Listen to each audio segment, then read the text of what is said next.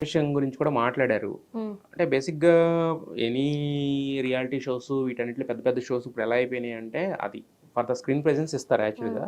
But అంటే పొట్టి బట్టలు ఇయన్నీ ఇంత మాట్లాడారు యాక్చువల్‌గా ఏంటి ఏం జరిగింది మీకు ఎగ్జాక్ట్‌గా? యాహ్! సో, నేను ఆ పాటలు గూడా జెప్తాను. 'అంతరామమయం' ఇంక 'ఊరు పల్లెటూరు' హ్మ్.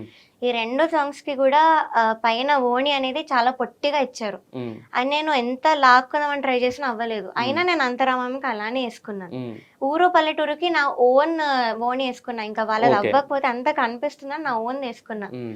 సో, అది నన్ను చాలా తిట్టారు గూడా పిలిచి, "అలా ఎలా యేసుకుంటావు ఓన్‌గా" అని. హ్మ్. పాడే ముందు నా మూడ్ ఎలా పాడు చేయాలో వాళ్ళకి తెలుసు. హ్మ్. సో, అది చేస్తారు. హ్మ్. అండ్ మెంటల్ ట్రామా గురించి మాట్లాడుతున్నాం కాబట్టి హ్మ్. నేను ఎలిమినేట్ అయ్యే షెడ్యూల్. హ్మ్. నేను పాడే ముందే కరెక్ట్‌గా డైరెక్టర్ వచ్చి మైక్‌లో ఈసారి ఎలిమినేషన్ ఉంది మీరు మర్చిపోకండి అని కావాలని చెప్పారొచ్చి. హ్మ్. అది మరి ముందు ప్లాన్ చేశారు కాబట్టే చెప్తున్నారని ఆడియన్స్‌కి అర్థం కావాలి. హ్మ్. So, it's all planned.